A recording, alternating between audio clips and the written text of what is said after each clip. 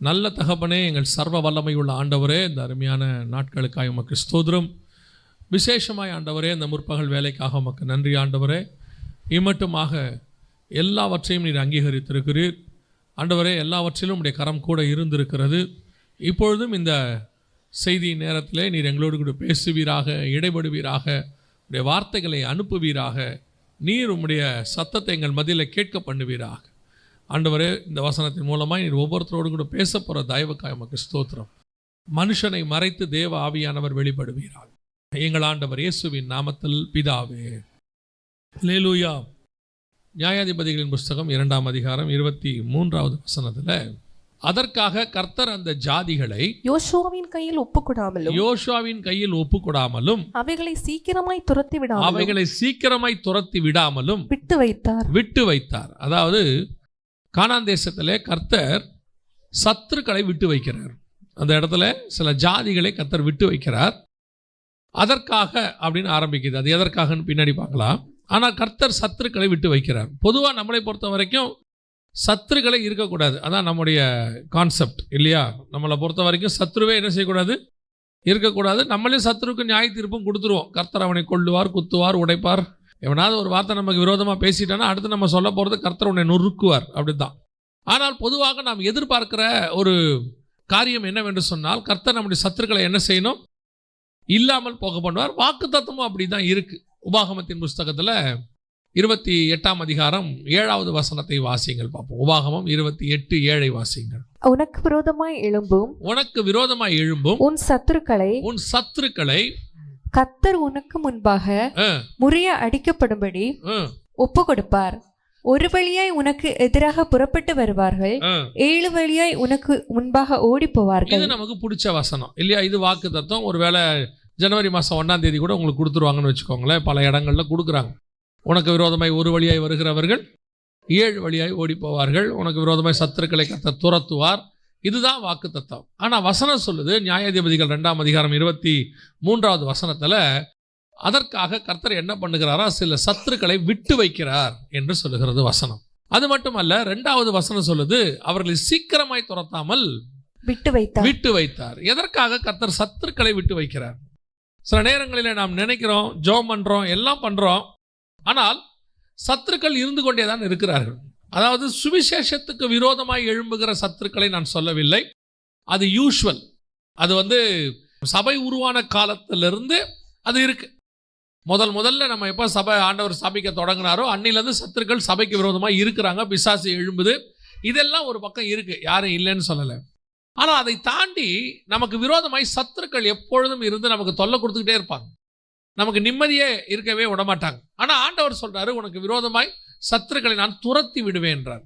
இன்னொரு இடத்துல தாவீதை பற்றி சொல்லும்பொழுது, அவனை சுற்றிலும் கர்த்தர் எல்லாவற்றையும் அமைதலாக்கி வைத்திருந்தார், சமாதானமாய் இருந்தது.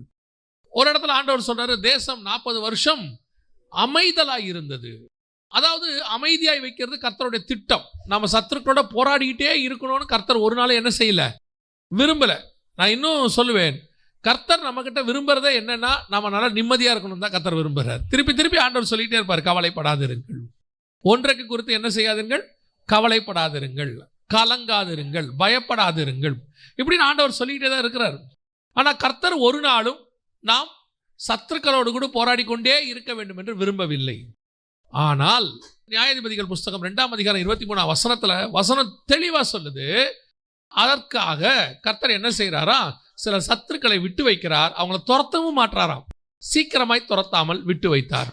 பல நேரங்களிலே நமக்கு இந்த சத்துருக்கள் இருப்பதற்கு காரணம் என்ன? நம்மளை சுத்திலும் இப்படிப்பட்ட ஒரு போராட்டங்கள் இருப்பதற்கு காரணம். நீங்க கூட சாதாரணமா ஒரு விஷயத்த சொல்வீங்க, நல்லா தான் ஜெபம் பண்ணிக்கிட்டே இருக்கிறோம், ஆனாலும் பிரச்சனை முடிய மாட்டேங்குது, ஒன்று பின் ஒன்றா வந்துக்கிட்டே இருக்குது அப்படின்னு.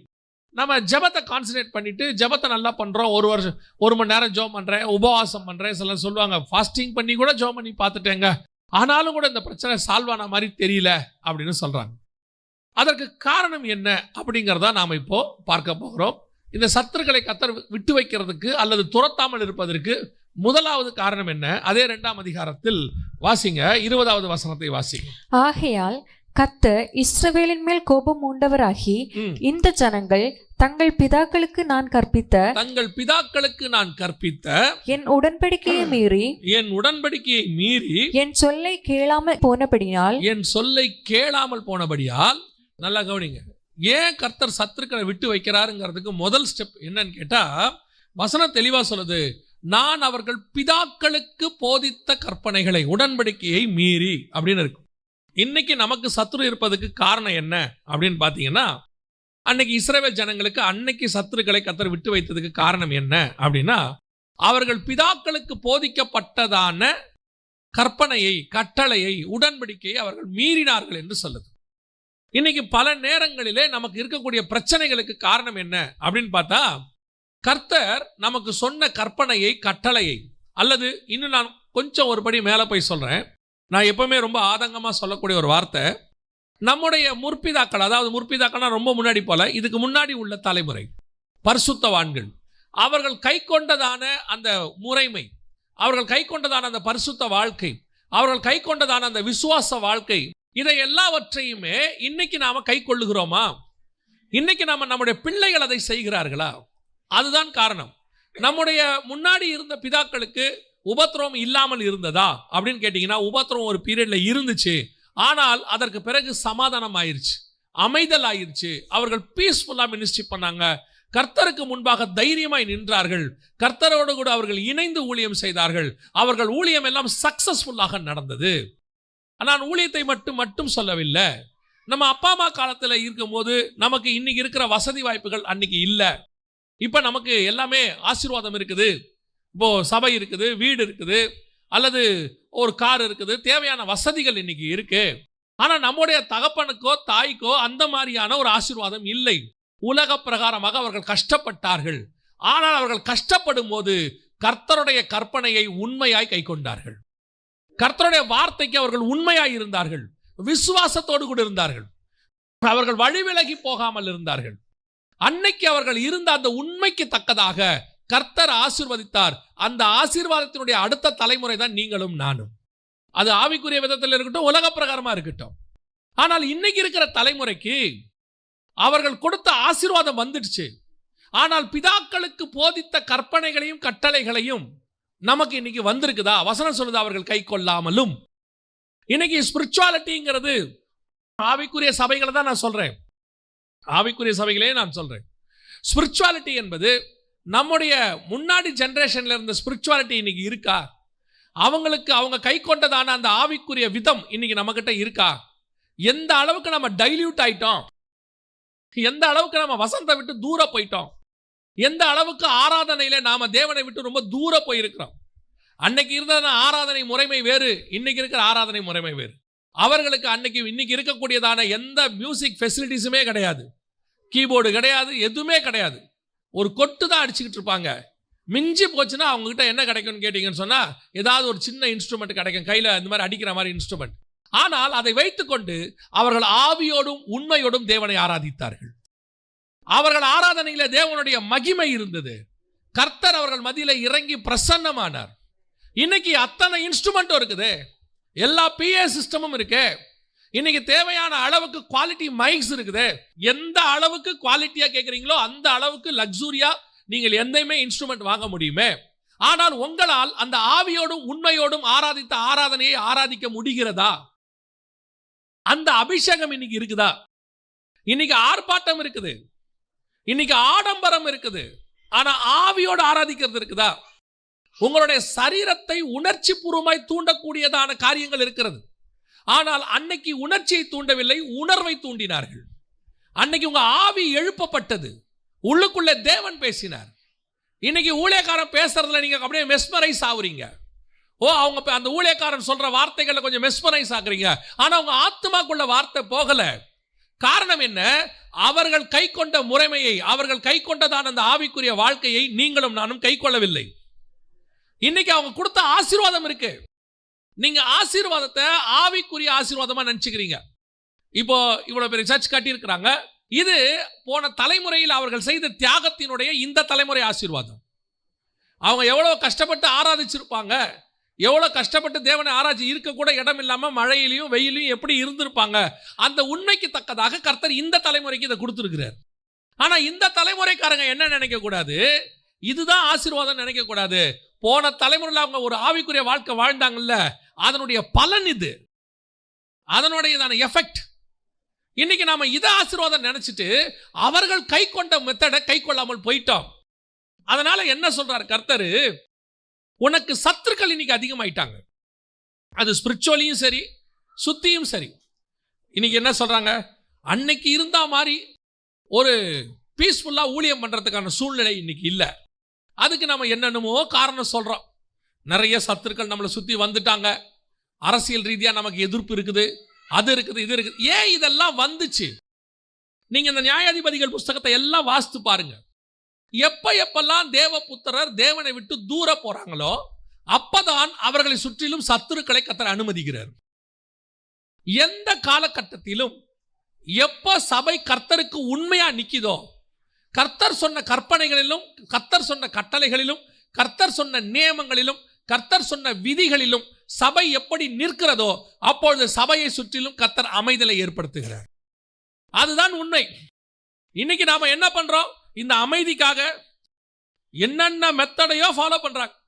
ஒரு கூட்டமைப்பில் சேர்ந்துட்டா அமைதி வந்துடும், அல்லது இந்த ஏரியாவில் இருக்கிற மிகப்பெரிய அதிகாரியை தெரிஞ்சு வச்சுக்கிட்டா அமைதல் வந்துடும், இந்த ஏரியாவில் இருக்கிற மிகப்பெரிய அரசியல்வாதியை தெரிஞ்சு வச்சுக்கிட்டா அமைதல் வந்துடும், ஏதாவது ஒரு கட்சியை நம்ம சேர்ந்துட்டோம்னா நமக்கு ஒரு பாதுகாப்பு கிடைச்சிரும். இப்படி சொல்லி உலக பிரகாரமாக இந்த அமைதலுக்கான வழியை நாம் நாலாபுரமும் தேடுகிறோம். ஆனா ஆண்டவர் சொல்றாரு, இல்ல இல்ல, உன் முற்பிதாக்கள் எப்படி அமைதியா இருந்தாங்கன்னு பாரு, அவங்க எப்படி சமாதானமா இருந்தாங்கன்னு பாரு. உடனே நாம என்ன சொல்லிடும், அவங்க காலத்துல இப்படிப்பட்ட ஆட்சிலாம் இல்லைங்க, அவங்க காலத்துல இப்படிப்பட்டதான அதிகாரிகள் கிடையாது, அந்த காலத்துல அந்த அதிகாரிகள் நல்லா இருந்தாங்க. ஏன் நல்லா இருந்தாங்க? அதிகாரிகள் எல்லா காலத்திலும் மோசமானவர்கள் இருந்திருக்கிறார்கள். இயேசு காலத்திலே மோசமான அதிகாரி இருந்திருக்கிறான். ஆனால் எப்பொழுது சபை தேவனுக்கு முன்பாக கற்பனைகளை கை கொண்டு உண்மை உள்ளதாய் இருக்கிறதோ அப்பொழுது கர்த்தர் அவனை சுற்றி இருக்கிற அத்தனை பேரையும் மாற்றுவார், எல்லாரையும் மாற்றுவார். தானியேல் காலத்தில் அப்படி இருந்தார்கள். அவனை தூக்கி எப்படி உள்ள தூக்கி போடணும்னு பார்த்தாங்க. வசனம் சொல்லுது, நீ இடைவிடாமல் ஆராதிக்கிற தேவன் உன்னை தப்புவிக்க வல்லமை உள்ளவராய் இருந்தாரா? அவன் சொல்றான், ஆமா, என்னை தப்பு வச்சுட்டாரு, நான் இடைவிடாமல் ஆராதிக்கிறேன். தேவன் தானியேலை பத்தி சாட்சி சொல்றாரு, என் பிரியமான புருஷனாகிய தானியேலே. அடுத்த நிமிஷம் அவன் வெளியே வந்துட்டான், அதிகாரி தூக்கி போட்டவன் உள்ள போயிட்டான். வசனம் சொல்லுது, 6ஆம் அதிகாரம் கடைசி வசனம் தானியேல் புஸ்தகம் சொல்லுது, தானியேலின் காரியம் கோரேசின் நாட்களிலும் ராஜாக்களின் நாட்களிலும் தானியேலின் காரியம் எப்படி இருந்தது? ஜெயமாய் இருந்தது. அந்த ஜெயமாய் இருப்பதுக்கு காரணம் என்ன? தானியேல் தேவனுக்கு பிரியமான புருஷனாய் நடந்து கொண்டார். நாம ராஜாக்களை மாத்திட்டா, அதிகாரியை மாத்திட்டா அமைதலாயிடும் நம்ம நினைக்கிறோம். தானியேலை பத்தி சொல்லுது, 3 ராஜாக்கள் காலத்துல அவன் காரியம் ஜெயமாய் இருந்தது. இதுதான் கர்த்தர் உங்களுக்கு எனக்கு சொல்லிக் கொடுக்கிற முதலாவது பாடம். நம்மை சுத்திலும் இருக்கிற சத்துருக்களை கர்த்தர் வைப்பதற்கு இதுதான் ரீசன். நாம கர்த்தருடைய கற்பனைகளை கை கொள்ளுவோமானால், நாம் நம் பிதாக்களுக்கு சொல்லப்பட்டவைகளை கை கொள்ளுவோமானால், நாம் நம்முடைய சத்துருக்களுக்கு நீங்களாகி சமாதானமாக இருக்க முடியும். நீங்க வேற எதனாலையுமே சமாதானமா இருக்க முடியாது, எதனாலையும் சமாதானமா இருக்க முடியாது. நம்ம பிதாக்களுக்கு சொல்லப்படுது, என்ன சொல்லப்பட்டுச்சு? அதாவது நல்ல கவனிங்க, இது வசனம். இந்த வசனத்தினுடைய மாடல், இதன்படி வசனத்தின்படி வாழ்ந்தவங்க தான் நமக்கு முன்னாடி இருந்தவங்க. அதனாலதான் பவுல் சொல்றாரு, நான் உங்களை மாதிரிகளை வைத்து விட்டு போகிறேன்றார். நீங்க வசனத்தை படிக்கணும், அதே நேரத்தில் நமக்கு முன்னாடி இருந்த பரிசுத்தவான்கள் வாழ்ந்த முறையையும் பார்க்கணும். அதனால்தான் எபிரேயர் 12:1 சொல்லுது, மேகம் போல இத்தனை திரளான சாட்சிகள் நம்மை சூழ்ந்திருக்க. பார்க்கிறோம், இப்படிப்பட்ட ஊழியக்காரங்களையே பார்க்கிறோம். எப்படி அவங்க வந்துட்டு உலகத்துக்கு காம்ப்ரமைஸ் பண்ணாம தங்க ஊழியத்தை செஞ்சாங்க, எப்படி பணத்தாசை இல்லாதவங்களா இருந்தாங்க, எப்படி மனுஷனை நம்பாம தேவனை நம்புனாங்க, எப்படி தேவனுக்கு முன்பாக தன்னை தாழ்த்தினாங்க, எப்படி தங்கள் வாயின் வார்த்தைகளிலே கர்த்தருக்கு முன்பாக உண்மையா நின்றாங்க, ஒரு சபையை எப்படி நடத்தினாங்க, ஒரு சுவிசேஷகர் எப்படி தன் ஊழியத்தை செய்தார், ஒரு தீர்க்கதரிசி எப்படி வாழ்ந்தார்னு பைபிளையும் பார்க்கணும், நமக்கு முன்னாடி இருந்த முற்பிதாக்களையும் பார்க்கணும். அவங்க எதுக்கு நம்மள ஒரு சபையில கொண்டு போய் கர்த்தர் வச்சாரு? இப்ப இந்த 2 ஊழியக்காரங்க இன்னைக்கு வந்து பிரதிஷ்டை செஞ்சிருக்கிறாங்க. இவங்க 4வது படிக்கும் போதோ என்னமோ அவர் உள்ள வந்த 4 வயசுலயே வந்தோன்னு ஒருத்தர் சாட்சி சொன்னார்னு வச்சுக்கோங்களேன். அவர் அன்னையில இருந்து இந்த ஊழியக்காரரை பார்க்கிறார், இந்த சபையை பார்க்கிறார், இங்க கொடுக்கிறதான வசனங்களை பார்க்கிறார். பார்த்து பார்த்து பார்த்து இப்ப அவர் ஒரு ஊழியக்காரனை மாறிவிட்டார். அவர் அப்படியே ஊழியக்காரன் ஏன் மாறுறாரு? இந்த பாஸ்டரை பார்க்கிறேன், இந்த சபையை பார்க்கிறேன், இங்க கொடுக்கப்படுகிற வசனத்தை பார்க்கிறேன், இந்த மாதிரி நானும் ஒரு ஊழியக்காரனாய் மாறணும் என்பதுதான் அடுத்த தலைமுறை உருவானதுக்கு காரணம். இன்னைக்கு நிறைய பேர் என்ன சொல்றாங்க, ஊழியக்காரனுடைய பசங்க என்ன சொல்றாங்க, இன்னைக்கு நான் மினிஸ்ட்ரிக்கு வரமாட்டேன். ஏன்பா வரமாட்டேன்? ஐயோ நான் எங்க அப்பாவை பார்த்துட்டேன், நான் மினிஸ்ட்ரிக்கு வரமாட்டேன். இன்னைக்கு நிறைய ஊழியக்காரன் பையன் உலக வேலைக்கு போயிருச்சு. யோசித்து பாருங்க, அந்த ஊழியக்காரனுடைய சபையில் இருக்கிறவர்கள் ஊழியத்திற்கு வருகிறார்கள். அந்த சுவிசேஷகரோடு கூட ஊழியத்தில் ரட்சிக்கப்பட்டவர்கள் அந்த சுவிசேஷகரை பார்த்து சுவிசேஷகராய் மாறுகிறார்கள். ஆனால் அந்த ஊழியக்காரனோ சுவிசேஷகனோ போதகரோ மெய்ப்பரோ தீர்க்கதரிசியோ அவருடைய பிள்ளைகள் வர்றாங்களா அப்படின்னு பார்த்தீங்கன்னா 90% இப்பொழுது வருவதில்லை. என்ன அவங்க பார்க்குறாங்க, எங்க அப்பா கிட்ட இருந்து கை கொள்ள வேண்டிய காரியத்தை அவர்கள் பார்க்கிறார்கள். அவர்கள் முன்மாதிரிகளாக இல்லை. பிதாக்கள் கை கொண்டதை இவர்கள் பார்க்கவில்லை, இவர்கள் அதை ஃபாலோ பண்ணல. இவங்க என்ன பண்றாங்க, அப்பா சேர்த்து வச்சுட்டாரு, நல்லா படிக்க வச்சுட்டாரு, வெளிநாட்டுக்கு அனுப்பிட்டாரு, அங்க லட்சமா சம்பாதிக்கிறோம், அதுக்கப்புறம் இங்க வந்து எதுக்கு இந்த ஆத்துமாக்களோட உட்காந்துக்கிட்டு மாசம் மாசம் அதை விட இங்க கம்மியா தானே வரும். இவன் வருமானத்தை தான் பார்க்கறானே ஒழிய அந்த தகப்பன் 1000 கணக்கானோரை நரகத்திலிருந்து மீட்டு இருக்கிறான், அந்த கனமான ஊழியத்தை நானும் செய்யணுங்கிற ஆசை அவனுக்கு வரவே இல்லை. அதுதான் வசனம் சொல்லுது. இப்போ இவனுக்கு சத்ரு. ஆண்டவர் எழுப்புறார், சுத்தி ஆண்டவர் எழுப்புல தானா வந்துரும். வசனம் அப்படிதான் சொல்லுது. ஏன்? உன் பிதாக்களுக்கு சொன்ன கற்பனையை நீ கை கொள்ளவில்லை, நீ அதை விட்டுட்ட. ஆனா உன் பிதாக்கள் கொடுத்த ஆசீர்வாதத்தை கையில வச்சுக்கிட்ட. இப்ப உங்க அப்பா மூலமா உங்க அம்மா மூலமா வந்த ஆசீர்வாதம் உங்ககிட்ட இருக்கு. ஆனால் அவர்கள் செய்த ஆவிக்குரிய வாழ்க்கை உனக்கு இருக்கிறதா? அதுதான் முதலாவது கேள்வி. உன் சத்துருக்கள் உன்னை விடாமல் உன்னை சுற்றிலும் இருப்பதற்கு அதுதான் காரணம். ஏதோ ஒரு போராட்டம், ஏதோ ஒரு பிரச்சனை, அது சரீர அளவிலையோ அல்லது உலக பிரகாரமாயோ அல்லது பொருளாதாரத்திலையோ ஏதோ ஒரு பிரச்சனை உனக்கு இருந்துகிட்டே இருக்க. என்ன காரணம்? நீ சொல்ற, எங்க அப்பா காலத்துல இருந்து நாங்களாம் ஸ்பிரிச்சுவல் பர்சன் தான், எங்க அப்பா காலத்துல நாங்களாம் ஆவிக்குரிய வாழ்க்கை வாழ்றோம், ஆனாலும் எங்களுக்கு ஏன் இவ்வளவு போராட்டம்? உங்க அப்பா வாழ்ந்த ஆவிக்குரிய வாழ்க்கையை நீங்க வாழ்றீங்களா? உங்க அப்பாவுக்கு அந்த போராட்டம் இல்லை. அவர் ஒருவேளை ஆரம்ப காலகட்டத்தில் ஊழியத்தை ஸ்தாபிக்கும் போது சில பிரச்சனைகளை சந்தித்திருப்பார். அது இயல்பு, எல்லா வேலையிலும் இருக்கு, ஊழியத்தில் மட்டும் இல்லை. நீங்க உலக வேலை பாருங்க, ஒரு ஃபேக்டரி ஆரம்பிங்க, அது 1 வருஷம் 2 வருஷம் அதை ஸ்தாபிச்சு நிக்க வைக்கிறதுக்கு நம்ம கொஞ்சம் கஷ்டப்படுவோம். உடனே எடுத்த முதல் நாள்ல இருந்து ப்ராஃபிட் கொட்டாது. ஒரு எந்த கடையோ ஆரம்பிங்க, ஹோட்டல் ஆரம்பிங்க, எதை வேணா ஆரம்பிங்க, ஆரம்பத்தில் கொஞ்சம் தொய்வு இருக்கும், அதுக்கப்புறம் தான் அது பிக்கப் ஆகும். ஒரு வண்டியே அப்படித்தான், கொஞ்சம் கொஞ்சமா பிக்கப் ஆகி தான் அது 100 120க்கு போகும். அந்த மாதிரி ஊழியமும் அப்படிதான். ஆரம்பிக்கும் போது கொஞ்சம் பிரச்சனைகள் இருக்கதான் செய்யும், ஆவிக்குரிய வாழ்க்கை கொஞ்சம் பிரச்சனை இருக்கதான் செய்யும். அதை பார்த்துட்டு நான் வரமாட்டேன்னு சொல்லக்கூடாது. ஆனால் அதுக்கு பிறகு உன் தகப்பனாரோ உன்னுடைய குடும்பமோ ஆசீர்வதிக்கப்பட்டிருக்கிறத நீங்க பார்க்கணும்.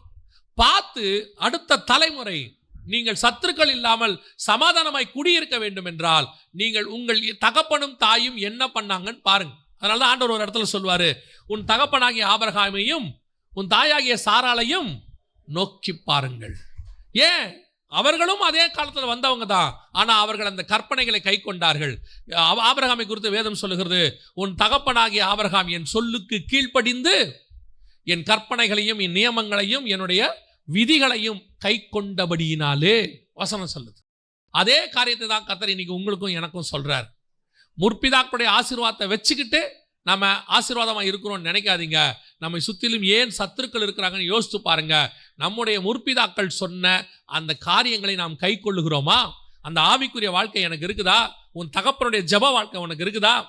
இன்னைக்கு நிறைய பேர் அப்பா மாதிரி சபை வளரணும், அப்பா மாதிரி ஊழியம் வளரணும், அப்பா மாதிரி பிஸ்னஸ் வளரணும், அப்பா அந்த காலத்தில் எல்லாத்தையும் கொண்டாந்தாரு, நாங்கள் அதை விட பெரிய லெவலில் இம்ப்ளிமெண்ட் பண்ண போகிறோம். நீங்கள் என்ன வேணாலும் மிஷின் இம்ப்ளிமெண்ட் பண்ணுங்க, என்ன வேணாலும் உங்களுடைய அடுத்த டெக்னாலஜியை உள்ளே கொண்டு வாங்க, உங்கள் அப்பாவை காட்டிலும் இன்னும் நீங்கள் எக்ஸ்பேண்ட் பண்ணுங்க. ஆனால் ஒன்று மட்டும் மறந்துடாதீங்க, உன் தகப்பன் தன்னுடைய திறமையினாலே இந்த இடத்துக்கு வரவில்லை, கர்த்தருடைய கிருபையினாலே இந்த இடத்துக்கு வந்திருக்கிறார். அந்த கிருபையை இழந்துட்டு உன் திறமை உன்னை அந்த இடத்துக்கு கொண்டே வராது. இன்னைக்கு அதை ஃபாலோ பண்ணுகிறோமா? அதை நம்ம ஃபாலோ பண்றது இல்லையே, அதை நம்ம செய்யறது இல்லையே, படிக்க நம்ம எப்படி வர முடியும்? அதைத்தான் வேதம் சொல்லுகிறது. தங்கள் பிதாக்கள் கை கொண்டதை இவர்கள் கை கொள்ளாமல் போனபடியினாலே நான் சத்துருக்களை இவர்களுக்கு முன்பாக வைத்திருக்கிறேன். அந்த சத்துருக்கள் உங்களை விட்டு போகணும், நீங்கணும்னா நீங்க இந்த உட்காந்து உபயாந்தரங்களை தேடுறதை நிறுத்திடுங்க.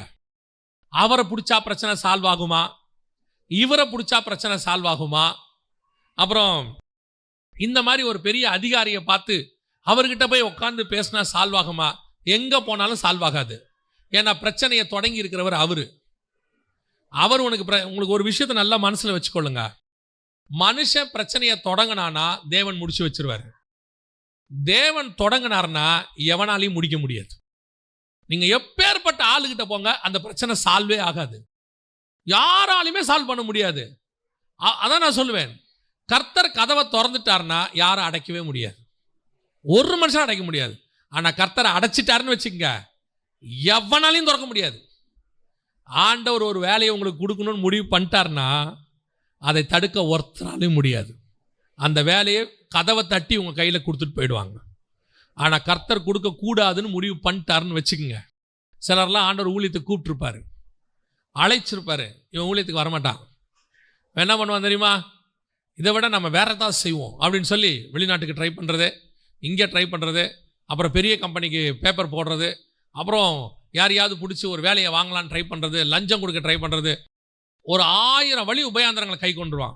கை கொண்டுட்டு ஒரு வருஷம் கழிச்சே வந்து நம்மக்கிட்ட ப்ரேயருக்கு வரும்போது சொல்லுவாங்க, இந்த ஒரு வருஷமா பிரதர் நானும் பண்ணாத முயற்சி இல்லை, பண்ணாத செலவில்லை, நான் எப்பேற்பட்ட ஆளையெல்லாம் பார்த்துட்டேன், ஆனாலும் ஒரு வேலை கிடைக்கல. ஆனால் குவாலிஃபிகேஷன் பார்த்தீங்கன்னா அவருடைய குவாலிஃபிகேஷன் அந்த சிவி பயோடேட்டாவை பார்த்த உடனே எவனா இருந்தாலும் வேலைக்கு எடுத்துப்பான். அதை விட கொடுமை என்னன்னா, அதை விட குறைவா இருக்கிறவருக்குலாம் இவர் கண்ணுக்கு முன்னாடியே வேலை கிடைக்கும். அவரை விட குவாலிஃபிகேஷன் கம்மியா இருக்கிறவருக்கு இவருக்கு கண்ணுக்கு முன்னாடியே வேலை கிடைக்கும். அதை இவரே சொல்லுவார், என்னை விட கம்மியான ஆளுக்கெல்லாம் கிடைக்குது பிரதர். அப்போ கூட மண்டையில தெரிய மாட்டேங்குது, நமக்கு அடைக்கப்பட்டிருக்கிறது நம்ம இல்லை, கர்த்தர். அவர் அடைச்சி வச்சார்னா நீங்க எவ்வளோ குவாலிஃபைடா இருந்தாலும் கிடைக்காது. அப்போ கர்த்தர் ஏன் இதை செய்யறாருன்னா, நீ திருப்பி மனுஷங்கிட்ட முட்டி மோதி எல்லாம் செய்யறதை விட பேசாம தேவன்கிட்ட போயிடுங்க. அங்க போய் பாருங்க எப்படி நம்முடைய முற்பிதாக்களுக்கு அவர் சொல்லி கொடுத்தாருன்றத பாருங்க, எப்படி அவர் சக்சஸ் பண்ணாருன்னு பாருங்க. அதை நீங்கள் ஃபாலோ பண்ணுங்க. கர்த்தர் உங்களை ஆசீர்வதிக்க வல்லமை உள்ளவராய் இருக்கிறார். முதலாவது, சத்துருக்களை கர்த்தர் நீக்காமல் வைத்திருப்பதற்கு காரணம் என்ன? நாம் நம்ம முற்பிதாக்களுக்கு சொல்லப்பட்ட அந்த ஆவிக்குரிய வாழ்க்கை, அந்த ஸ்பிரிச்சுவாலிட்டி, அதை ஃபாலோ பண்ணுகிறோமா? இன்னைக்கு நாம அதை விட ஒரு 2 அடி கீழே 3 அடி கீழே போயிட்டோம்.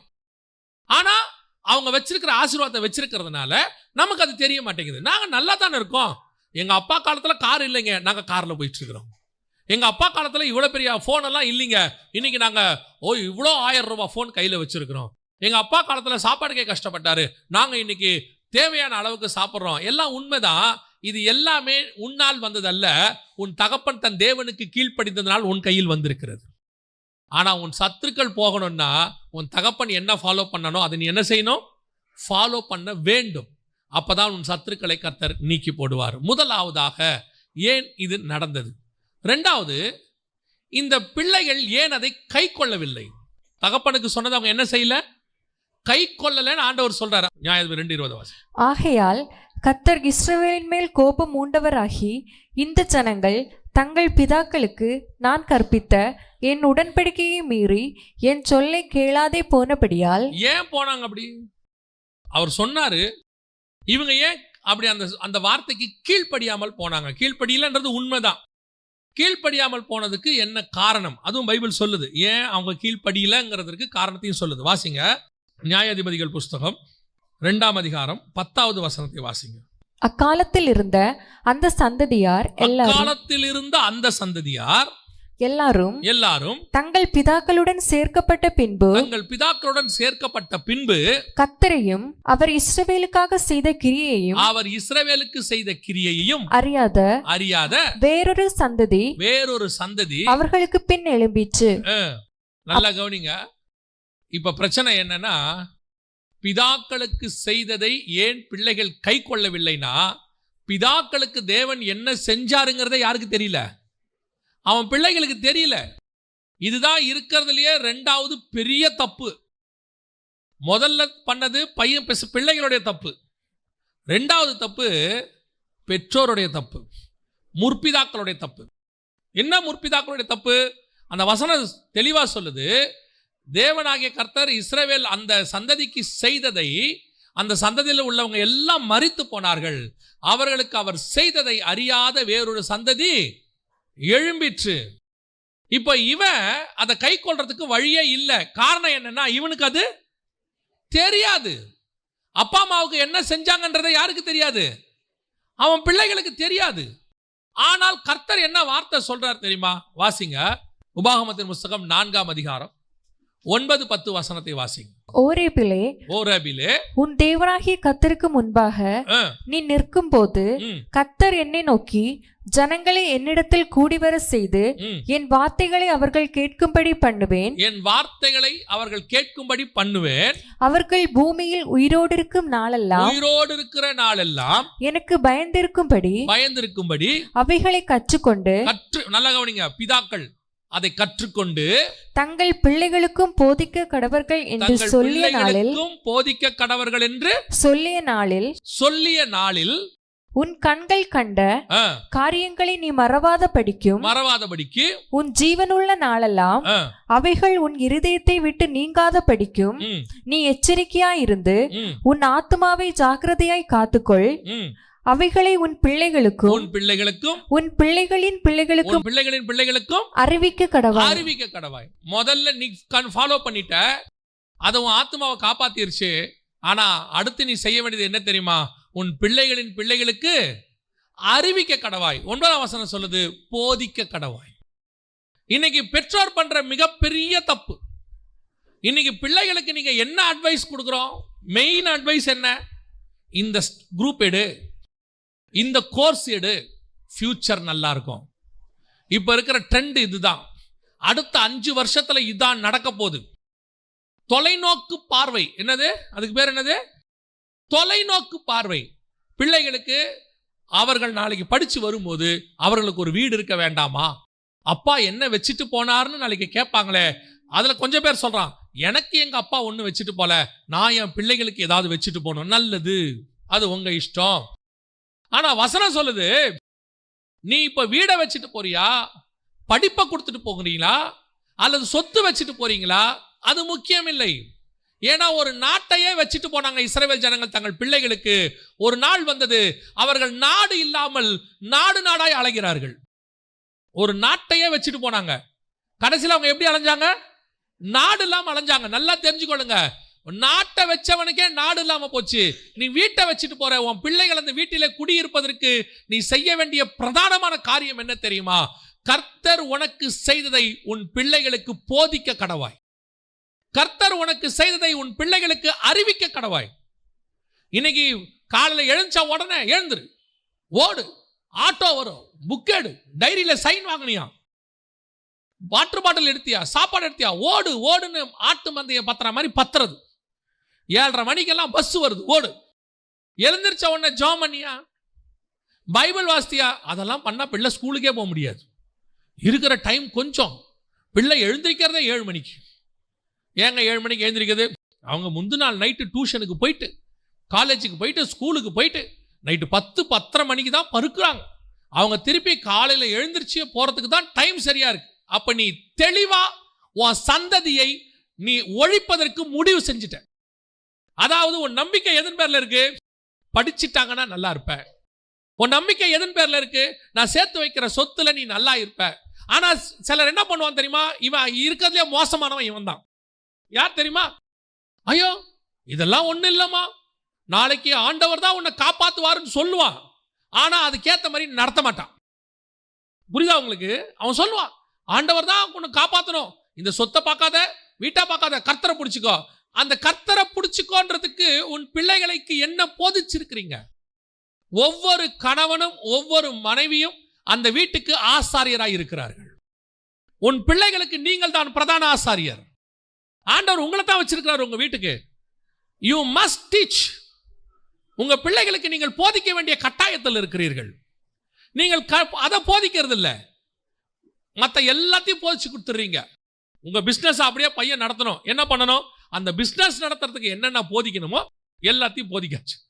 அவர் சொல்றாரு, என் பையனை அப்படியே சின்ன வயசுல இருந்தே பிசினஸ்ல வளர்த்து அவன் அடுத்த ஜெனரேஷன்ல என்னை விட 2 மடங்கு பெரிய ஆள் ஆகிறதுக்கு அவனை சின்ன வயசுல இருந்தே வளர்த்து கொண்டு வந்தேன், நல்லது.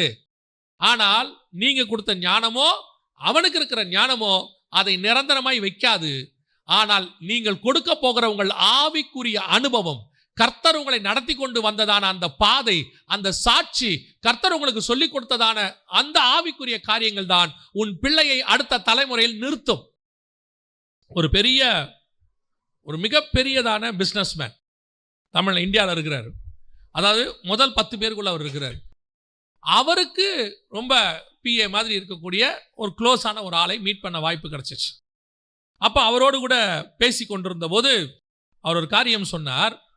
நான் பார்த்த வரைக்கும்ங்க இந்தியாவில் எந்த ஒரு பிஸ்னஸும் 3 தலைமுறையை தாண்டி செழிப்பாக இருந்தது கிடையாது. 3வது தலைமுறையோடு கூட அது முடிஞ்சிடும், 4வது தலைமுறைக்கு அந்த பிஸ்னஸ் மங்கி போயிடும்னார். அதாவது அவன் தகப்பன் காலத்தில் இருந்ததை விட அடுத்த தலைமுறையில் உயரும், 3வது தலைமுறையில் இன்னும் உயரலாம் அல்லது அதே அளவில் இருக்கும். ஆனால் கண்டிப்பாக 4வது தலைமுறையில் அது அப்படியே மங்க தொடங்கி அதுக்கப்புறம் 4-5வது தலைமுறையில் அது இருக்காது அப்படின்னு சொல்லி அவர் சொன்னார். அவர் உண்மையிலே அவருடைய ஞானம் ரொம்ப அதிகம், உலக ஞானம். அவரோட உட்காந்து பேசிட்டு இருந்தீங்கன்னா அப்படி சொல்வார். நிறைய சாட்சிகளை சொல்லி சொன்னார். இப்படிலாம் பாருங்க, இந்த பிஸ்னஸ் முடிஞ்சிருச்சு, இது 3வது தலைமுறையில் காணாமல் போயிருச்சு, 4வது தலைமுறையில் காணாமல் போயிருச்சு. அப்போ அவர் சொன்ன அந்த பிஸ்னஸ் மேன்ஸ் எல்லாம் எடுத்து பார்த்தா முதல் தலைமுறையில் உருவாக்கினவர் ஜாம்பவனா இருக்கிறார், பயங்கரமான அறிவாளி. 2வது தலைமுறையில் உண்டாக்குனவர் அதை விட பயங்கரமான அறிவாளியா இருக்காரு. அப்படியே எக்ஸ்போஸ் பண்ணி அப்படியே வேர்ல்டு ஃபுல்லாக கொண்டு போறார். ஆனால் 3வது தலைமுறையில் அவரை மாதிரி ஒருத்தர் வரவில்லை. அலெக்சாண்டருடைய சாம்ராஜ்யத்தை எடுத்துக்கோங்களேன், அவர் மாதிரி அவருடைய தளபதிகள் இல்லை, அவருடைய தளபதிகள் மாதிரி அடுத்த தலைமுறை இல்லை. இன்னைக்கு அலெக்சாண்டருடைய சாம்ராஜ்யமே இல்லை. அலெக்சாண்டர் மாதிரி வீரர்கள் இல்லையா, கத்தி சுத்த தெரியாதா, எல்லாம் இருக்கிறாங்க. ஆனால் தொடர்ந்து வர வேண்டுமானால் அவர்கள்கிட்ட இருக்க திறமை முக்கியம் அல்ல. எது தெரியுமா முக்கியம்? வசனம் தெளிவா சொல்லுது, தேவனை அறியாத சந்ததி ஒன்று வந்தது. தேவனை அறிவிக்க வேண்டிய யார் பொறுப்பு? அதுக்கு முன்னாடி உள்ள சந்ததியினுடைய பொறுப்பு. உங்களை கர்த்தர் எப்படி நடத்தினாரு, எந்த பாதையில் கொண்டு வந்தாரு? சில பெற்றோருக்கு சில காரியத்தில் வெக்கப்படுறாங்க. என்ன வெக்கப்படுறாங்க? ஆரம்பத்தில் அவங்க பிளாட்ஃபார்மில் இருந்தது, ஒரு 2 இட்லிக்கு கஷ்டப்பட்டது, ஒரு டீ குடிக்க கஷ்டப்பட்டதை பிள்ளைங்கிட்ட சொல்கிறதுக்கு அவங்களுக்கு கொஞ்சம் வெக்கம். ஏன்னா இப்போ பிள்ளைங்க முன்னாடி அவங்க ஹீரோ மாதிரி இருக்காங்க, பிள்ளைகளை பயங்கர கௌரவமாக வச்சுருக்காங்க. வாயால் சும்மா சொல்லுவாங்க, நல்லா கஷ்டப்பட்டு வந்தப்பா, அதோட நிறுத்திடுவாங்க. அதல்ல, நீங்கள் கஷ்டப்பட்டது முக்கியம் அல்ல, அந்த கஷ்டத்தில் கர்த்தர் எப்படி உங்களை காப்பாற்றினார்னு ஒன்று இருக்குல்ல, எப்படி உயர்த்தினார்னு இருக்குல்ல, அதுதான் உன் பிள்ளைக்கான ஆவிக்குரிய அனுபவம். ஏன்னா அதை விட மோசமான கஷ்டமோ அல்லது அதை மாதிரி ஒரு கஷ்டமோ உன் பிள்ளைக்கு வரும்போது அவன் என்ன நினைப்பான் தெரியுமா? இந்த கஷ்டத்தில் எங்கள் அப்பாவோடு கூட இருந்த தேவன் என்னோடு கூட இருக்க வல்லமை உள்ளவராக இருக்கிறார். அவனுக்கு கொடுக்குற எக்ஸாம்பிள் அதானே சாட்சி. இன்னைக்கு நம்ம என்ன பண்ணுறோம்? பல நேரங்களில் சில ஊழியர்களை பார்த்துருக்கிறேன் நான். அவங்க என்ன பண்ணுவாங்க தெரியுமா? ஊழியத்தின் பாதையில் அடுத்து வர வேண்டியதான தன்னுடைய பையனை அப்படியே 10th +1 +2 முடித்த உடனே வெளிநாட்டுக்கு அனுப்பிச்சிடுவாங்க. அனுப்பிச்சு அங்கே அவன் 5 வருஷம் படித்து காலேஜெல்லாம் முடித்து டிகிரி எல்லாம் முடித்து இங்கே வருவான். வரும்போது அப்படியே நேராக அவன் கையில் அந்த ஊழியத்தை கொடுத்துருவாங்க. நான் அது சபைன்னு சொல்லலை, இவாஞ்சலிஸ்ட்னு சொல்லலை, ஊழியத்தைன்னு சொல்கிறேன் பொதுவாக. அப்படியே அவன் கையில் கொடுத்துருவாங்க. இப்போ அவனுக்கு இந்த ஊழியத்தை இவர் எப்படி கஷ்டப்பட்டு வளர்த்தாருன்னு தெரியாது, எப்படி ஒவ்வொரு ஆத்மாக்காக முழங்கால் போட்டாருன்னு தெரியாது, எப்படி பசியிலையும் உபவாசத்திலையும் இதை வளர்த்தாருன்னு அவனுக்கு தெரியாது, எதுவுமே தெரியாது. ஆனால் இப்போ அவன் வரும்போது 5000 ஆத்மா, 500 ஆத்மா, 2000 ஆத்மா வந்து உக்காந்த உடனே அவன் ராஜாவாக நினைக்கிறான். நல்லா தெரிஞ்சுக்கொள்ளுங்க, தாவீது ராஜாவானதுக்கும் சாலமோன் ராஜாவானதுக்கும் வித்தியாசம் இருக்கிறது. தாவீது ஆடு மேய்க்கிறவனாக இருந்து ராஜாவானான். அதனால அவனுக்கு ஜனங்களுடைய கஷ்டம் என்னன்னு தெரிஞ்சிச்சு. ஆனால் சாலமோன் பிறக்கும் போதே என்னவா பிறந்தான்? ராஜாவா பிறந்தான். அதனால என்ன பிரச்சனைன்னு கேட்டீங்கன்னா, ரெகபியாம்கிட்ட சொல்றாங்க, உன்னுடைய தகப்பன் எங்களுக்கு என்ன பண்ணாரு? கடினமான வரிகளை விதித்தாரு, நீங்க கொஞ்சம் எங்களுக்கு என்ன செய்யுங்க, அதை குறைச்சி கொடுங்கன்னு கேட்குறாங்க. அப்படின்னா சாலமோன் என்ன பண்ணியிருக்கிறான்? ஜனங்களை பயங்கரமா டாக்ஸ் போட்டு கஷ்டப்படுத்தியிருக்கான். ஆனால் தாவீது அந்த வேலையை செய்யவில்லை. ஏன்னா ஜனங்களுடைய கஷ்டம் என்னன்னு யாருக்கு தெரியும்? தாவீதுக்கு தெரியும், ஏன்னா அவன் ஆடு மேய்க்கிற இடத்துல இருந்து வந்திருக்கிறான். இப்போ சாலமோன் திருப்பி ஆடு மேய்க்க வேண்டாம். ஆனா சாலமோனுக்கு என்ன சொல்லி கொடுத்துருக்கணும் தெரியுமா? ஆடு மேய்க்கிறவங்களுடைய கஷ்டம் என்னன்னு சாலமோனுக்கு சொல்லி கொடுத்துருக்கணும். ஆடு மேய்க்கும் போது எப்படி சிங்கம் வந்துச்சு, எப்படி அது கைக்கு கர்த்தர் என்னை விடுதலை ஆக்கினாரு, இந்த ராஜ்யபாரம் எப்படி என் கைக்கு வந்துச்சு, அது எப்படி சவுல்ட்ட இருந்து வந்தது, இதெல்லாம் யாருக்கு தெரியணும்? சாலமோனுக்கு தெரிஞ்சு, நீ ராஜாவா இருக்கிறதுக்கு காரணம் நான் இல்லப்பா, நீ ராஜாவா இருக்கிறதுக்கு காரணம் தேவன் காரணம். இந்த ராஜ்யபாரத்தை இன்னைக்கு உன் கையில இருந்து வாங்குவதற்கு கர்த்தர் வல்லமை உள்ளவராக இருக்கிறாரு, ரொம்ப கேர்ஃபுல்லா இருன்னு சொல்லி இருந்தா சாலமோனும் ராஜ்யபாரத்தில் தாவீதை போல ஒரு நீதிமானாக இருந்திருக்க வாய்ப்பு இருக்கு. இன்னைக்கு பிதாக்கள் பண்ற தப்பு என்ன? தேவனை அறியாத சந்ததியை உருவாக்கி கொண்டிருக்கிறோம். எல்லா கிறிஸ்டியன் இன்னைக்கு சொல்லும் போது என்ன சொல்றாங்க? எங்க தாத்தா காலத்துல இருந்து நாங்க இருக்கிறோம், நாங்கெல்லாம் 4 தலைமுறை கிறிஸ்டின், 5 தலைமுறை கிறிஸ்டின். ஸ்பிரிச்சுவாலிட்டி இருக்கா? அவன் தாத்தா கிட்ட இருந்த ஸ்பிரிச்சுவாலிட்டி இருக்கா? 4 தலைமுறைக்கு முன்னாடி இருந்த தேவ பயம் இருக்கா? 5 தலைமுறைக்கு முன்னாடி இருந்த மிஷனரி பாரம் இன்னைக்கு இருக்கா? கிடையாது. ஏன்? இது தேவனை அறியாத சந்ததி.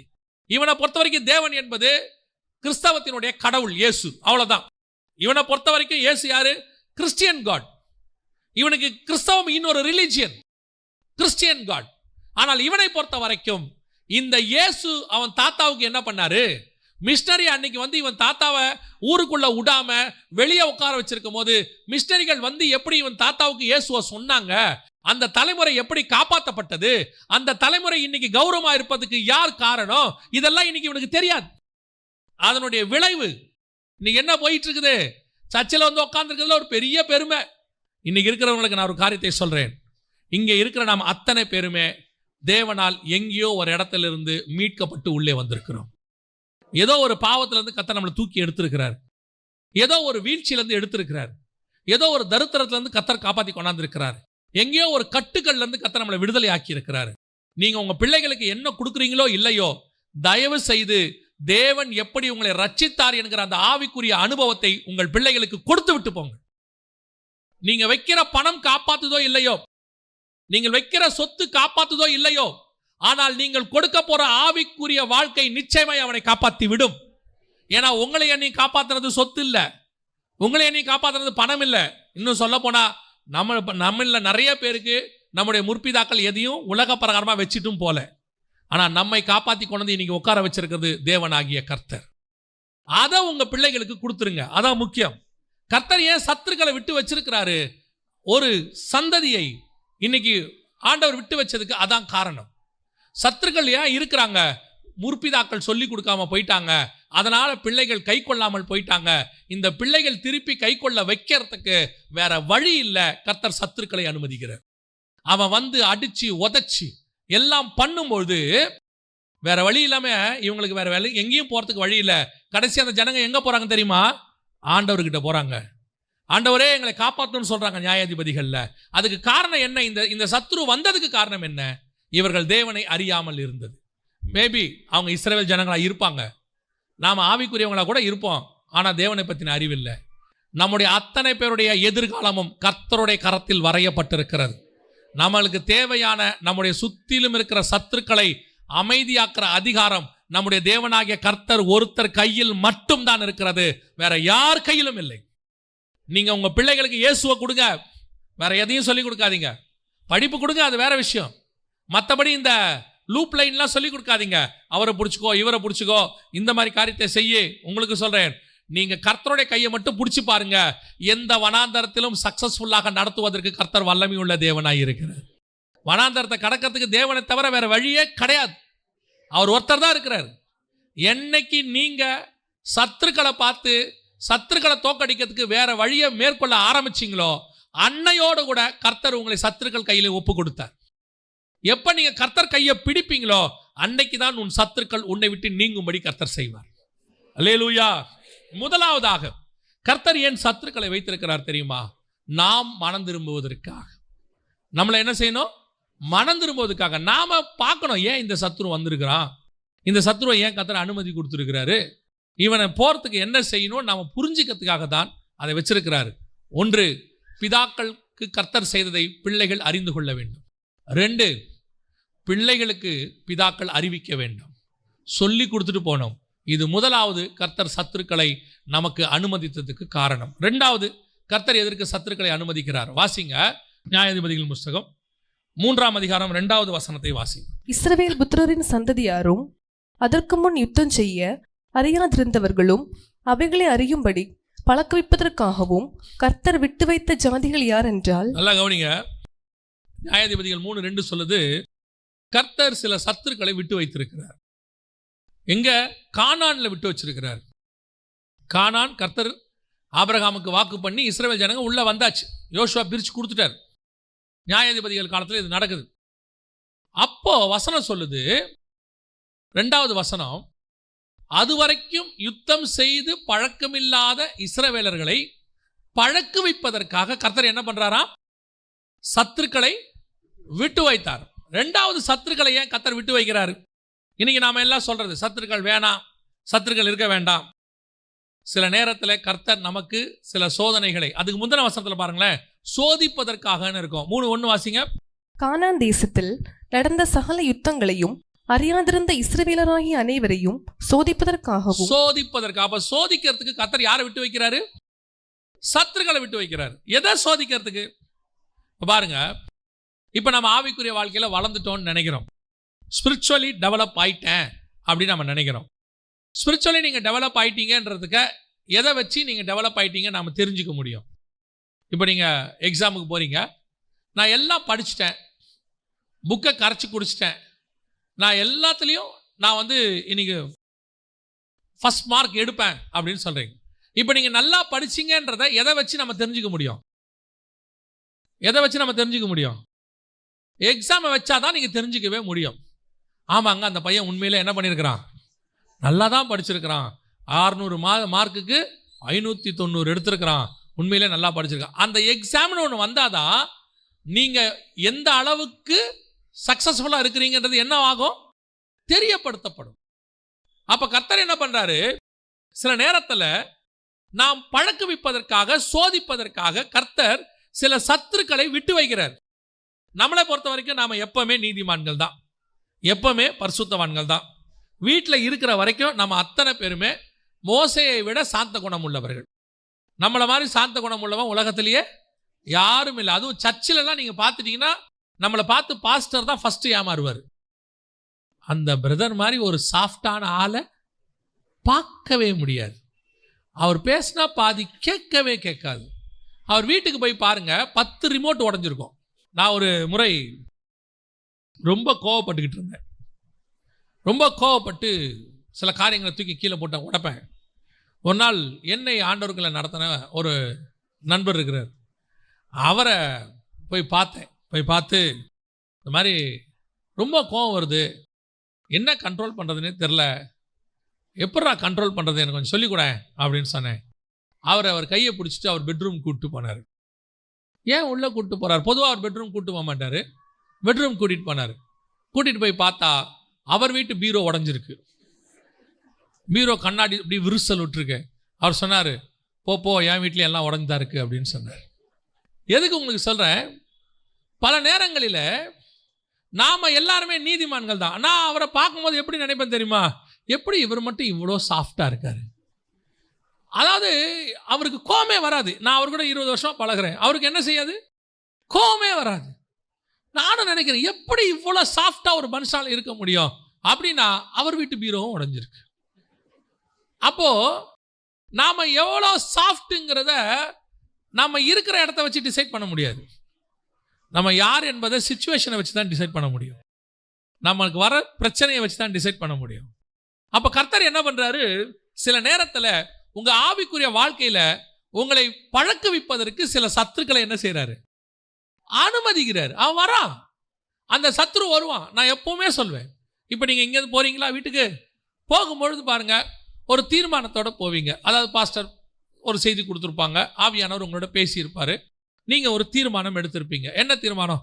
இன்னிலிருந்து நான் கோவமே என்ன செய்ய மாட்டேன், படமாட்டேன் அப்படின்னு சொல்லி நீங்கள் ஒரு தீர்மானம் எடுத்திருப்பீங்க. கவனிச்சுக்கொள்ளுங்க, ஆண்டவர் பல நேரங்களில் ஏன் சத்துருவை அனுமதிக்கிறார் தெரியுமா?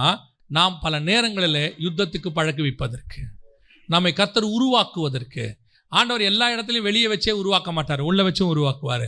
எல்லாரையும் உள்ள வச்சும் உருவாக்க மாட்டாரு, வெளியே வச்சு உருவாக்குவார். இவன் வீட்டில எல்லாம் பயங்கரமா பண்ணிடுவான்.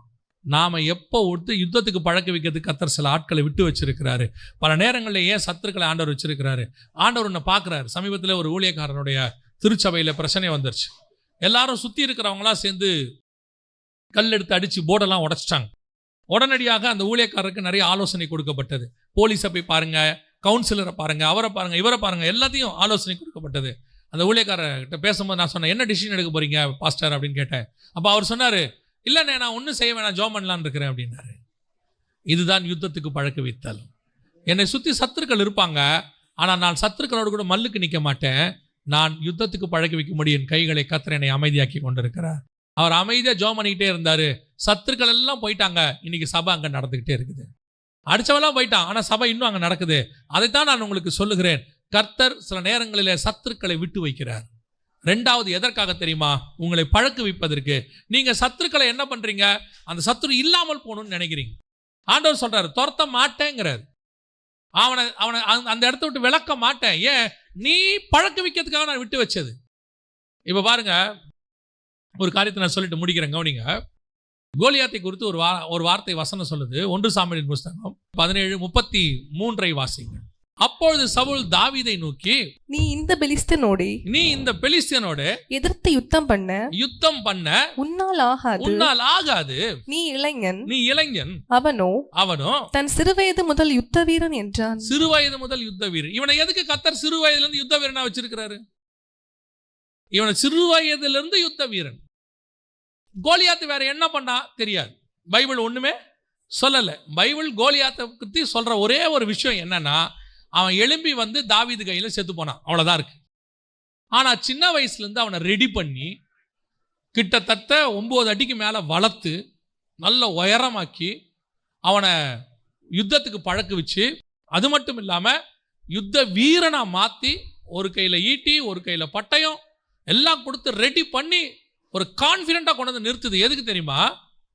தாவீதை பழக்க வைப்பதற்கு. இப்போ தாவீது சவுலை எதிர்த்து போராடணும். தாவீது பெலிஸ்தர்களை எதிர்த்து போராடணும். தாவீது இஸ்ரவேல் தேசத்தை வழி நடத்தணும் 40 வருஷம். இவ்வளத்துக்கும் அவனுக்கு ஒரு கான்ஃபிடென்ட் வரணும். இந்த கான்ஃபிடென்ட் வரணும்னா ஒரு கோலியாத்தை ஜெயிச்சா மட்டும்தான் அவன் வாழ்நாள் எல்லாம். இது அவனுக்கு எப்படி இருக்கும் தெரியுமா? இப்போ தாவீது கிட்ட 3 ஜெயின்ட்ஸ் இருக்கிறாங்க. அவங்க 3 பேரும் பயங்கரமான ஆட்கள். தாவீதே சொல்றான் அவங்க பயங்கரமான ஆட்கள். ஆனால் இந்த 3 பேருமே தாவீதுக்கு பயப்படணும். எப்படி? இந்த 3 பேர் யாரை பார்த்து பயப்படணும்? தாவீதை பார்த்து பயப்படணும். ஆனால் அவங்க ஜெயிண்ட். எதை வச்சு பயப்படுவான் தெரியுமா? நம்ம ஜெயிண்ட்டு இவன் பார்க்கறதுக்கு தாண்டா ஆள் சின்ன பையன் மாதிரி இருக்கான், ஆனால் அவன் கோலியாத்தையே ஜெயிச்சவன். வசனம் சொல்லுது, சவுல் தாவீதுக்கு பயந்து இருந்தான். கர்த்தர் தாவீதோடு கூட இருக்கிறார் என்று கண்டு சவுல் தாவீதை குறித்து பயந்து இருந்தான். காரணம் என்ன? அவன் கோலியாத்தையே ஜெயிச்சவன். அந்த கோலியாத்தை ஜெயிச்ச அந்த ஒரு வெற்றி. அப்ப கோலியாத் எதுக்கு வளர்க்கப்பட்டான்? எதுக்கு கோலியாத்தை கர்த்தர் வளர்த்து கொண்டு வந்தாரு? உலக பிரகாரமா என்ன காரணமா இருக்கும்? ஸ்பிரிச்சுவலி பைபிள்ல கோலியாத்து அவ்வளோ பெரிய ஆளா வளர்ந்ததுக்கு ஒரே ஒரு ரீசன், தாவீது கையில் சாவதற்கு, தாவீதை ராஜாவாக்குவதற்கு. அவ்வளவுதான். அவன் தாவீது ராஜாவாயிட்டான். அன்னைக்கு முதல் கொண்டு தாவீதுக்கு கான்ஃபிடென்ட் வந்துருச்சு. இப்ப பாருங்க, கோலியாத்தை ஜெயிக்கணும், தாவீதுக்கு தைரியம் வரணும். அப்போ அதுக்கு முன்னாடி கர்த்தர் என்ன பண்றாராம் தெரியுமா? அவனை சிங்கத்தோட சண்டை போட வைக்கிறார், அவனை கரடியோட சண்டை போட வைக்கிறார். இப்போ சவுல் சொல்றான், இவனை ஜெயிக்க முடியாதுப்பா. அதுக்கு தாவீது சொல்ற வார்த்தை என்ன தெரியுமா? அடுத்து, ராஜாவே, நான் ஏற்கனவே சிங்கத்தோடையும் கரடியோட என்ன பண்ணியிருக்கிறேன்? சண்டை போட்டிருக்கிறேன். அந்த எக்ஸ்பீரியன்ஸ், அந்த பழக்கம் அதே மாதிரி இருக்கிற இந்த கோலியாத்தையும் என்னால் ஜெயிக்க முடியும். அப்ப கர்த்தர் ஏன் உங்களை சிங்கத்தை அனுமதிச்சாரு? கர்த்தர் ஏன் கரடியை அனுமதிச்சாரு? பின்னாடி வர கோலியாத்தை ஜெயிப்பதற்கு. கர்த்தர் ஏன் கோலியாத்தை அனுமதிச்சாரு? பின்னாடி வரக்கூடியதான பெலிஸ்தரை ஜெயிப்பதற்கு. கர்த்தர் ஏன் சவுலை அனுமதிக்கிறாரு? பின்னாடி வரக்கூடிய இஸ்ரவேலை மேய்ப்பதற்கு. அப்ப கர்த்தர் உங்களுக்கு அனுமதிக்கிற ஒவ்வொரு சத்ருவும் உங்களுக்கான பழக்கம். கர்த்தர் உங்களை எக்ஸ்பீரியன்ஸ் கொடுக்கிறார். அப்ப இதை நீங்க புரிஞ்சுக்கணும். ஏன் இந்த பிரச்சனை? ஏன் என்ன இப்படி பண்றாங்க? சின்ன வயசுல ஒரு ஊழியக்காரருடைய வாழ்க்கையில ஆண்டவரை ஏற்றுக்கொண்டார். அவர் இந்து மார்க்கத்துல இருந்து வந்தவர். ஆண்டவரை ஏற்றுக்கொண்டார். அவங்க அப்பா செம்மாடி அடிப்பாராம் போட்டு. சர்ச்சுக்கு போனேன்னு தெரிஞ்சிட்டா, காலேஜ் காலத்துல தான் இயேசுவை ஏத்துக்கிட்டாரு.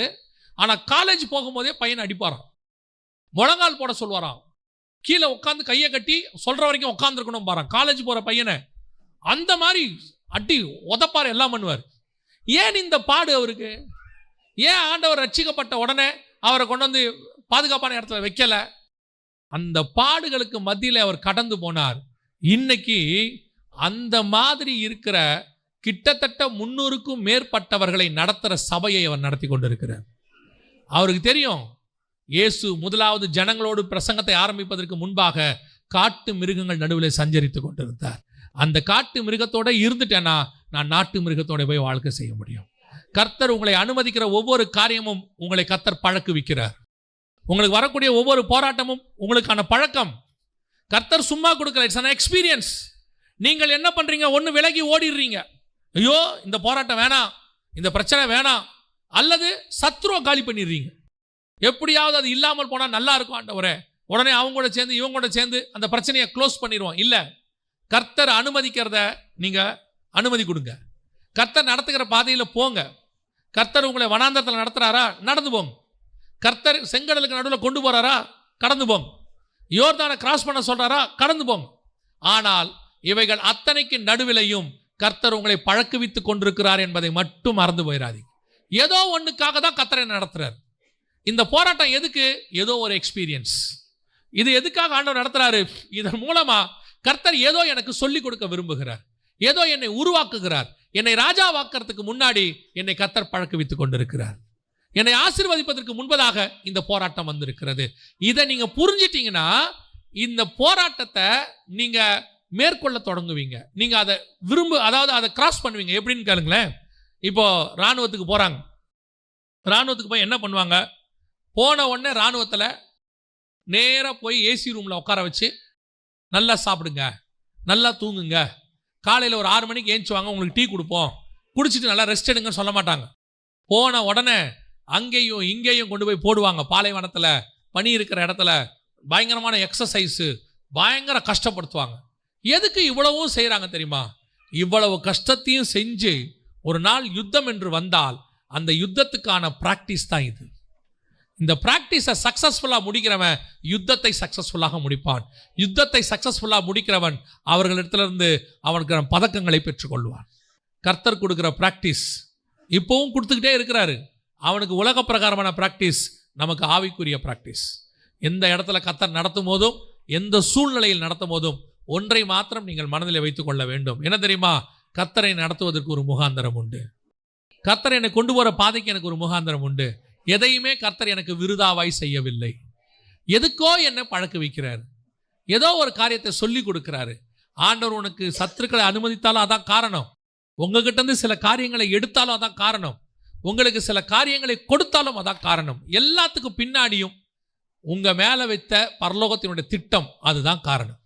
அதுக்காக தான் கர்த்தர் அந்த பாதையிலே நடத்துகிறார். அல்லேலூயா. 2வது, கர்த்தர் சத்துருக்களை விட்டு வைப்பதற்கு என்ன காரணம்? ஆண்டவர் உங்களை யுத்தத்துக்கு என்ன செய்கிறாரு?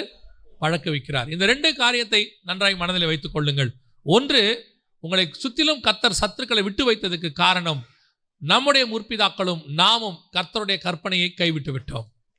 அவர்கள் சொல்லிக் கொடுத்ததை ஒன்று நாம் மறந்து விட்டோம், அல்லது அவர்கள் நமக்கு சொல்லிக் கொடுக்காமல் விட்டு விட்டார்கள். இப்பொழுது கர்த்தர் அதை மீண்டும் சொல்லிக் கொடுப்பதற்காக சத்துருக்களை அனுமதிக்கிறார். 2வது, கர்த்தர் நம்மை யுத்தத்துக்கு பழக்க வைப்பதற்காக சத்துருக்களை அனுமதிக்கிறார். இந்த காரியங்கள் நீங்கள் செய்து முடிக்கும் போது வேதம் தெளிவாய் சொல்லுகிறது. உபாகமத்தில் நம்ம வாசித்த வசனம் தான் 28:7 சொல்லுது, கர்த்தர் உன் சத்துருக்களை எல்லாம் நீங்களாக்கி. கர்த்தர் விரும்புகிறபடி நாம ஆவிக்குரிய வாழ்க்கையில் வளர்ந்துட்டோம்னா, கர்த்தர் விரும்புகிறபடி நாம் கற்பனைகளை கைக்கொள்ள தொடங்கிட்டோம்னா, அவர் விரும்புகிறபடி நம்முடைய ஸ்பிரிச்சுவல் லைஃப் அமைய தொடங்கிருச்சுன்னா, உங்களுக்கு நான் சொல்லுகிறேன், நம்மை சுற்றிலும் கர்த்தர் எல்லாவற்றையும் அமைதியாக்கி கொண்டே வருவார். எல்லாமே பீஸ்ஃபுல்லாக மாறும். நீங்கள் ஒரு தெய்வீக சமாதானத்துக்குள்ளே போக தொடங்குவீர்கள். அதுதான் கர்த்தர் கொடுக்கிற ஆசீர்வாதம். அல்லேலூயா. நாம் ஜெபிக்க போகிறோம் தேவ சமூகத்தில். எழுந்திருப்போமா நாம் எல்லாரும்? ஒருவேளை நீங்கள் சத்துருக்களுக்கு நடுவே குடியிருக்கிறவர்களாக இருக்கலாம். சில போராட்டங்கள் உங்களை சுற்றிலும் போய் கொண்டிருக்கலாம். சில பிரச்சனைகள் உங்களை சுற்றிலும் போய் கொண்டிருக்கலாம். இதிலிருந்து எப்படி வெளியே வர்றதுன்னு தெரியலையே. கர்த்தர் விரும்புகிற ஆவிக்குரிய வாழ்க்கை உங்ககிட்ட இருக்குதா?